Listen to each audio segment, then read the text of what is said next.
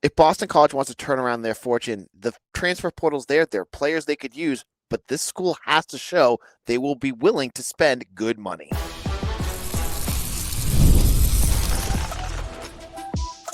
You are Locked On Boston College, your daily podcast on the Boston College Eagles. Part of the Locked On Podcast Network, your team every day.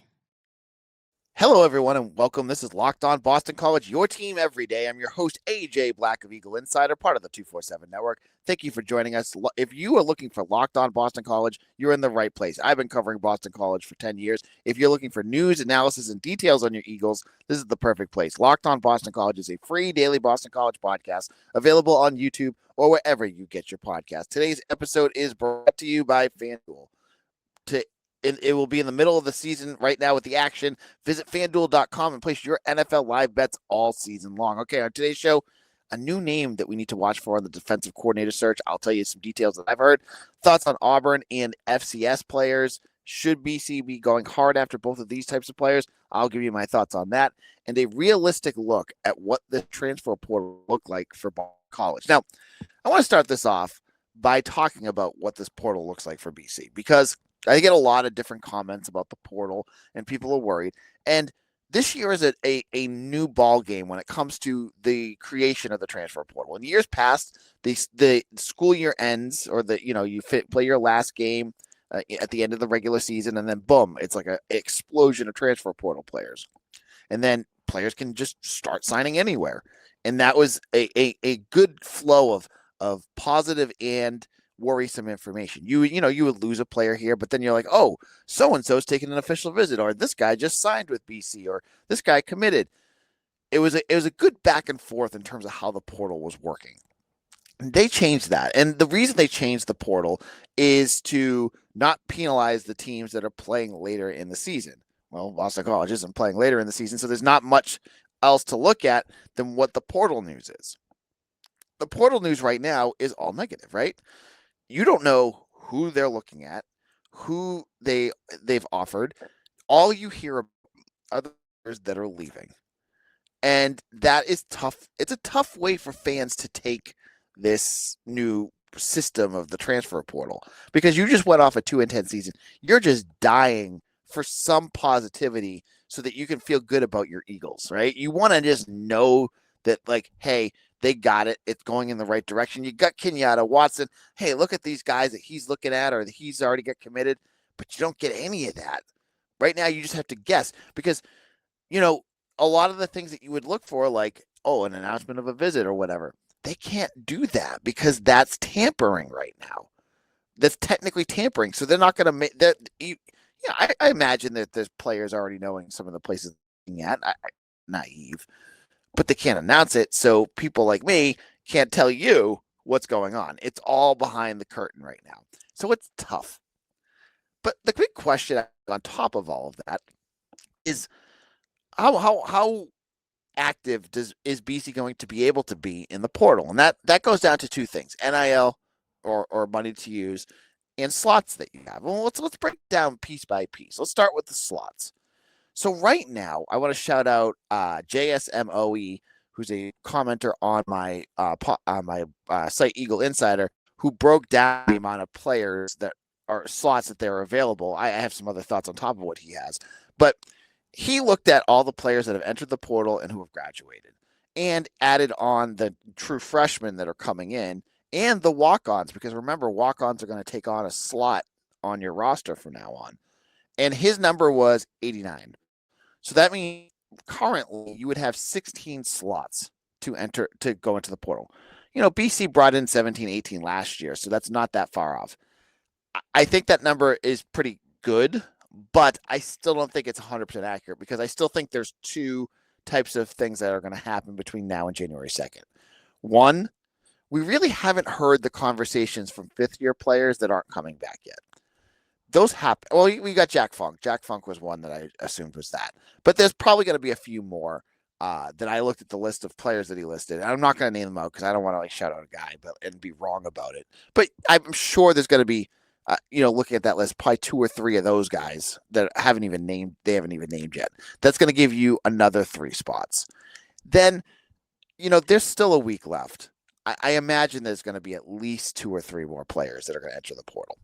It's, whether they were waiting for a graphic or whatever. I still think that's going to happen. So, rough estimate, you have 20 spots. Let's just say 20. Just let's make it a nice round number to work with in the portal. That's bigger than last year. And last year, you did a lot in the portal. I'm not the biggest fan of the outcome of what you brought in, but you did do quite a few different moves. If you have 20-ish spots, that's going to give you the opportunity to really address the depth of this roster, which was a major problem last year. Now, the bigger problem is you have 20 spots, and I know you're all yelling at me right now. How are you going to pay for them? Well, you have rev sharing now, and I know the Blake James email came out a couple of weeks ago. We haven't really heard much more of it since then, and that's kind of a bummer because he said in it that he was going to say something after that. But that did show you that you're going to do max rev sharing, which is important if you're going to be able to spend, because now you can spend more than you're not battling G5 schools for your players. If money is the financial piece, then you have academics in your Power 4. So you should be able to knock those guys all out of the equation. You should be on the level playing field with other P4 schools. It's good. Now you have positions, though, unfortunately, that you can't go on the cheap on. You have to spend on. You don't have a linebacker. Like, you don't have anybody. Like, you have some guys like Griffin Collins, Zachary Thomas, Palaefoa, who sure are going to get snaps next year, but you can't realistically believe that they're going to go in next year with just young guys and unproven guys at linebacker. That's a recipe for disaster.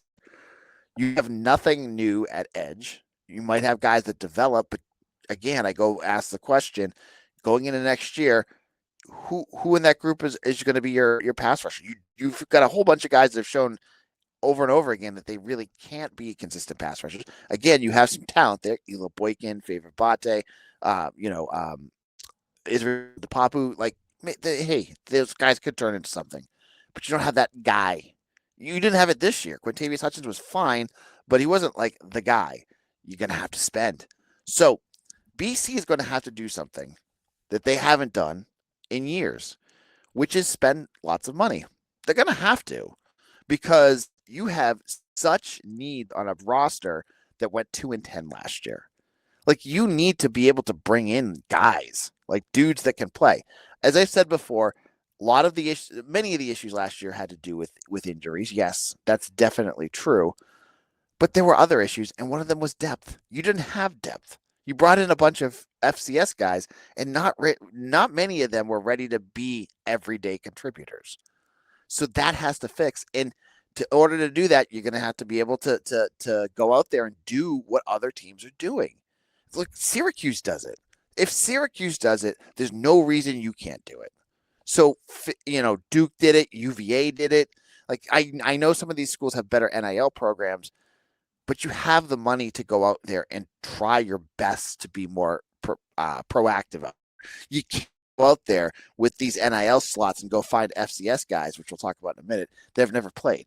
You need players now, and that's going to cost you money. Again, Blake James, that email, made it clear that BC is going to put forth the resources to make BC a competitive school. They're not going to go away from their model, which I get. You don't want to bring in a bunch of kids here that, don't fit what you're trying to do in terms of culture, in terms of academics. Like, if you lose yourself, then what are you even doing? But you can find guys that can fit that. That's not that hard. There's plenty of good schools out there and plenty of good students that can play football. You can do that, but you're going to have to spend money. So that's going to be something that we're going to have to watch, because if BC just goes out there and offers a whole bunch of FCS kids that don't really play all that often or have stat sheets, you're like, I guess BC's in trouble. They need bad.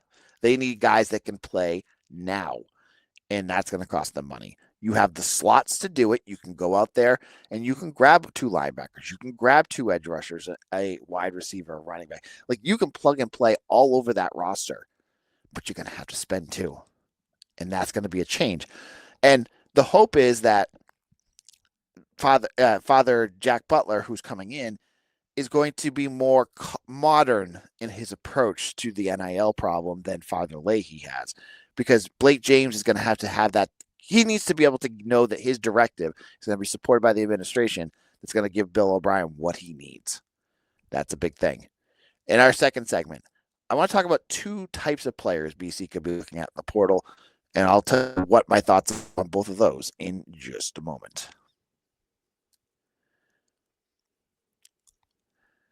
NFL Sundays move fast. One big play and suddenly everything feels different. That's what makes live betting with FanDuel so exciting. You're not just in the game, you're reacting to it in real time. With FanDuel, you can place bets as the action unfolds. Every drive, every momentum swing, every highlight moment. Live betting is best when the game starts to shift. A receiver gets hot, a defense tightens up, or the momentum flips after a turnover. FanDuel lets you jump into the moment. I love it. You can pick up a player to score a touchdown. Like if you're in the Dallas Cowboys game and you're like, Javonte Williams, he's looking real hot right now. I think he's going to score the next touchdown the way that they're running the football. You get on FanDuel, you can pick him as the next touchdown scorer. You can also turn it into parlays if you want to. So if you want to be right in the middle of the action this season, visit FanDuel.com and place your NFL live bets all season long. With FanDuel, the game moves fast, and so do you. Thank you for making Locked On Boston College your first listen of the day, and thank you for making Locked On the #1 sports podcast network. If you haven't already, go check out our new Everydayer Club. You get access to an ad-free audio feed for Locked On Boston College, compatible with Apple, Spotify, and every other major podcast. An invite to members-only Locked On Everyday Club Discord, which includes a group chat just for Locked On BC listeners. Hey, guys, if you have signed up already, get on that Discord. I want to chat with you guys. And if you want to take it to the next level, you can do the all access tier where you can actually text directly with me. You get additional perks like access to additional episodes and our merch store. All you have to do is go to superstream.com, lockedonbostoncollege.supercast.com. Again, that's lockedonbostoncollege.supercast.com. There's, again, regular tier, super tier, all access tier. I hope to see you there. Sign up details are in the show notes. Locked On Boston College, AJ Black here. Thank you all who have made Locked On Boston College part of your everyday experience. And to everyone out there, if you did not hear my previous episode on the 24th, Merry Christmas. If you celebrate, Happy Holidays to all my listeners. I hope you had a great weekend or day with your family, and I did. I had a great time with my kids. They all opened their presents, and it was great. You get the Christmas magic with little kids; it's always great. So, Merry Christmas to all of you out there. Okay, so there's two types of players I think that deserve to be talked about. What BC is looking at, and we'll start off with FCS players, because last year it felt like a big majority of that group were players from the FCS, and I got to tell you, I'm not adverse to having FCS players on your team. There's been plenty of good FCS players that have made the jump to FBS. I mean, look at Trinidad Chambliss over at Ole Miss. Like, he's like the gold standard. But you even had Zion Johnson here. Zion Johnson played at Davidson before he got here. Like, they're good players out there. You just have to be able to identify them. What the big difference between the Chamblisses and the Zion Johnsons and players of the FCS caliber, Jared Verse, is that when you attract players from the FCS level, the thing that I want to see out of them is, do they very strongly at that level? Are these guys that are putting up numbers that I'm like, wow, do they have Pro Football Focus grades that catch my attention? If they come in and they're an edge rusher with 2 sacks last year, like, I could care less. Like, that doesn't seem like that's going to do anything to fix BC. Like, that seems to me, that just screams developmental, which is fine. But after you went 2-10, how much more developmental does this staff have? Like, you can't keep doing this every year. You gotta take that next step. So I look at the FCS guys, and I'm not poo-pooing them. Like, if you go out there and you find a running back that's run for 700 yards and 8 touchdowns, great. You find a defensive back that has 10, 12 pass breakups, awesome. That's the stuff that catches my attention. A linebacker with 105 tackles, yes. Again, this goes back to the big piece here. If they have those types of numbers, other schools are going to count on to that too, and that means you have to Spend money. That's going to be like the theme of the show during transfer portal season. Like, if you don't spend the money, you're not going to even get those types of players. They're out there. Believe me. I believe BC is looking at a lot of different players, and it's not hard to find breadcrumbs of where they might be looking. And FCS schools are definitely going to be on that list. And some of the FCS players that they're looking at have definitely played quite a bit. But these kids, and I know some of you are going to roll your eyes when I say this, have agents, they do, that are going out there showing these tapes to the schools that can spend a lot of money. So it's going to be a challenge. The thing is, you need the guys that can contribute. Guys that can ball. Like, most of them, if they're playing at a high level at any level, are going to be able to translate that to a next level. That's why when you get guys in the NFL draft, you're going to find players that come from the FCS and still become really good at NFL level. They can ball. You need those players. You need to be able to find the FCS. If you're going to go for FCS guys, find the guys that can play now. You need the guys that can play now. Like for linebacker, you cannot go out there and find a FCS player that's like a sophomore that's played 2-3 seasons already and has like 35 tackles. Like, that's not going to do anything. Like, what are you even doing there? You need a guy that's played, he's a grad student, has been there for 4 years, has one more year of eligibility. Grab him. Like, a guy that's seasoned, a guy that's played quite a bit. That's the type of player you need. So I want to see that. I don't think BC has the time, and they have plenty of development. That's the thing. Like, the portal for BC cannot be a developmental system right now. Like, you have your development on your roster already. You're bringing in a good group of freshmen. You have your redshirt freshmen, and some of the transfers you brought in last year are all developmental guys. Like, unless you're willing to just punt this season, which I don't think is a very wise move given how people feel about this program right now, you need to be able to bring in guys that can contribute immediately. You need to be able to flip this roster and get more guys in here. You cannot wait for, if that's the case, you're going to have like 50 guys on your roster that may not be ready to play. You need this 20 or so guys to be at that next tier. So that's when you're looking at the FCS. Now, the next group of players, I think that a lot of folks are asking about, which I'm not sure how this is going to play out, but we'll have to wait to see how visits kind of turn out here, are players from Auburn. Now, one of the big things that if you've noticed the details on Kenyatta Watson's history is he's, as I've said before, he's a relationship guy. He's a guy that has built a ton of relationships both on the field and throughout the different high schools and colleges throughout the Southeast. These players, a lot of them really like him. Like, it's very, very clear. When he got hired by BC, there were a ton of Auburn players that were, tweeting how much they enjoyed him and blah, blah, blah, blah, blah. There's a chance that some of these players are going to want to join him at BC. As, I think that some of, Auburn was not a great team this year. They struggled from not having a quarterback, which, we'll talk about Deuce Knight at another point if that happens.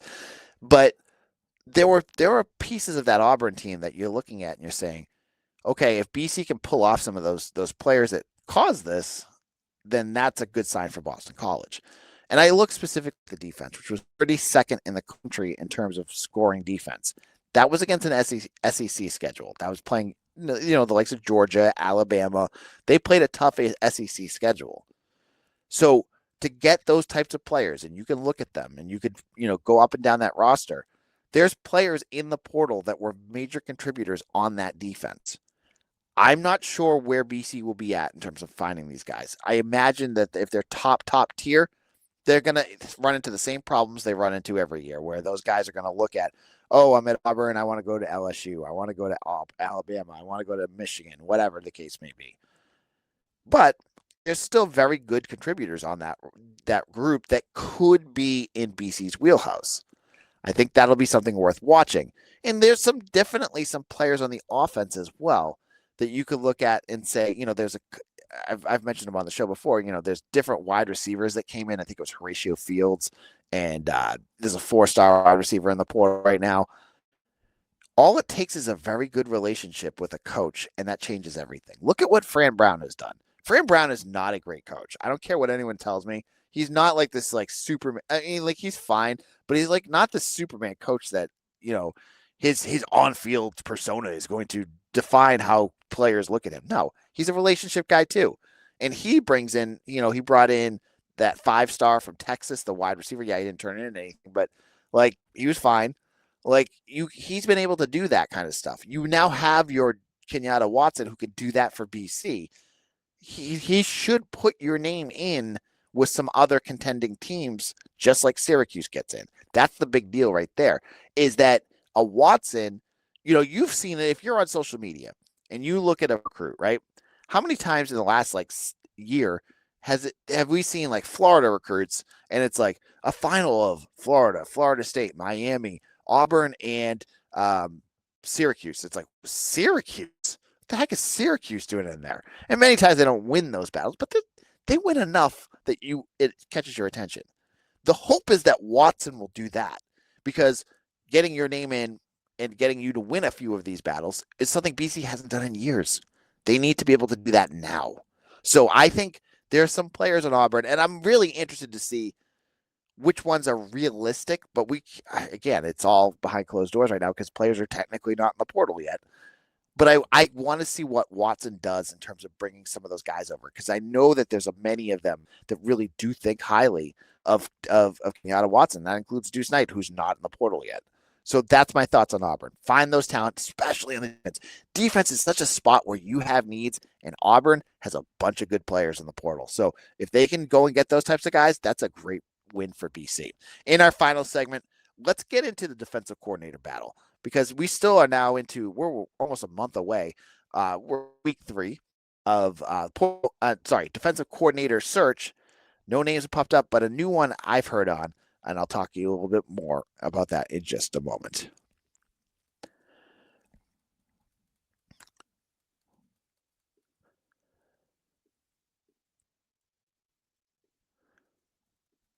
There's nothing like college football season, tailgates, packed stadiums, and being right there in the middle of it. The energy, the bands, the moments you remember forever. But actually getting tickets, that part used to be frustrating with long queues, logins, and prices jumping at checkpoint. That's why GameTime gives the advantage back to fans. It's the easiest way to unlock amazing college football tickets and experiences in just a few taps. I needed to get tickets for my entire family for the UConn game. Yes, I know. But I had 9 family members going. I needed to find a block of 9 tickets. And I was worried. I looked at other sites, and some of them I was like, wow, this is going to cost us an arm and a leg. I looked at GameTime. Not only was I able to find a good block of tickets, the prices were so reasonable. It had all the fees included. Got to see where I was going to see it with their viewfinder, and I knew right in getting the tickets sent directly to my phone. It was so easy. I got to BC. My family went off to the game. They had an amazing time. Well, other than the ending of the game. Well, with GameTime, take the guesswork out of buying college football tickets with GameTime. Download the GameTime app, create an account, and use code LOCKEDONCollege for $20 off your first purchase. Terms apply. Again, that's code LOCKEDONCOLLEGE for $20 off. Download the GameTime app today. Locked On Boston College, AJ Black here. Again, Merry Christmas to everybody out there. And this is our Friday episode. Thank you all who have made Locked On Boston College part of your daily routine. And to every one of you who have made us, all my everydayers out there, you guys rule. Thank you. Now, the defensive coordinator position has been another position of need this season that has been very, very quiet. We've heard the buzz of Al Washington, but it doesn't seem like that's going to be happening. And then after that, it's been a whole lot of nothing, because they've kept the news tight, which I get. You don't want to have to negotiate against yourself. But a name popped up, and I'll shout out Kevin Stone for the first to post it out there, but I've followed up and I've talked to some folks, and it's definitely a name to keep an eye on, which is John Butler. John Butler is the former defensive coordinator from Nebraska from this past season. He has worked with Bill O'Brien before. He worked with him at Penn State. He worked with him at Houston. He has experience at the college level. He's had jobs at that level.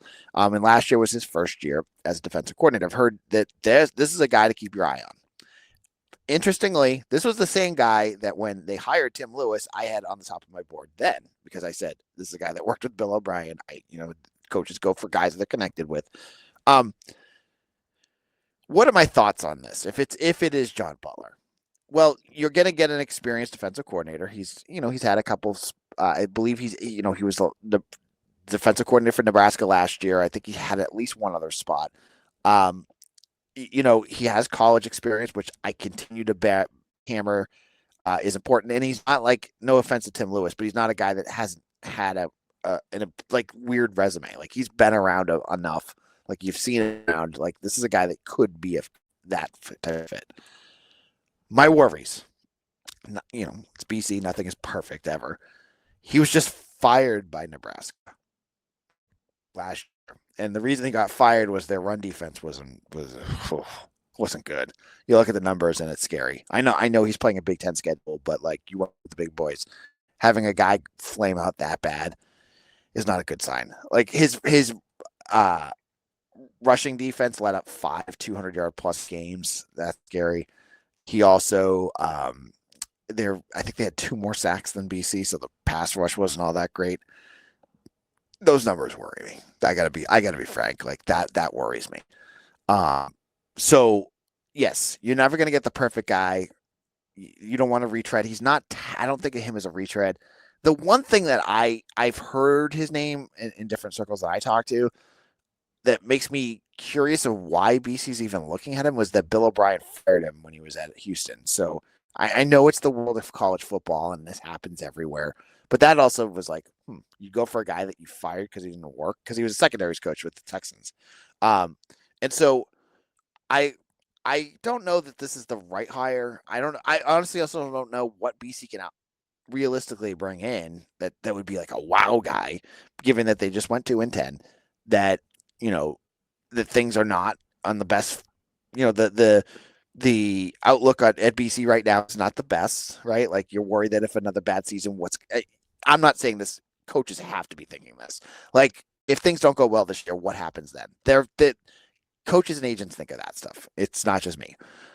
And on top of that, you have all the money thing. Like, are they going to be able to spend the money to get a good coach? And BC in the past, I got to say, I'm not going to poo-poo all over BC for this one, because they have brought in good assistants in the past. It's just, will they be able to do it now, given that with the rev share and all that other stuff? I don't know. So John Butler's a name to watch for. Again, would I be thrilled by this? No. But I think they need to get somebody in soon, because you're about to get into the transfer portal. You can't go to the portal window without a defensive coordinator. I don't know how you're going to be able to sell this roster to a team and be like, yeah, and our defense is, well, who's your coordinator? What's his vision? We don't have anybody. Like, you need to get somebody. It's been 3 weeks. I have to imagine it's going to be ending soon. And so we'll have to wait to see if it is Butler or if it's another name that we've mentioned or someone we don't even think about. These are just our thoughts for now. All right. We'll be back on Monday. Enjoy your Christmas-ish week. Hopefully you don't have to do any returns today.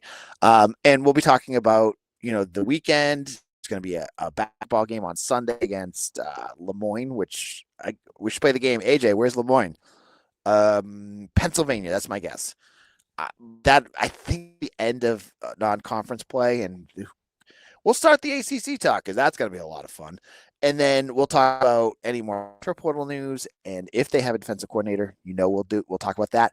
And I got to say too, if it happens over the weekend, I'm traveling this weekend. Whenever I land, if it happens, I will go live. I promise you, as soon as I can, I'll go live to talk about who the defensive coordinator is. Thank you all for following. Follow me on Twitter at AJBlack247. Check me out on Instagram, on TikTok, on Facebook, Threads, Blue Sky. I'm on everything. Find AJ Black or Locked On BC. Hit that subscribe button and become part of our Everydayers Club. More and more of you have joined. It's such a good feeling that I have such a great audience, and I hope we're part of that crew too. It's a great deal right now. You can get a couple extra months free. Come over and check it out. I think you'll enjoy it. And we'll see you all again on Monday for another episode of Locked On Boston College, your team every day.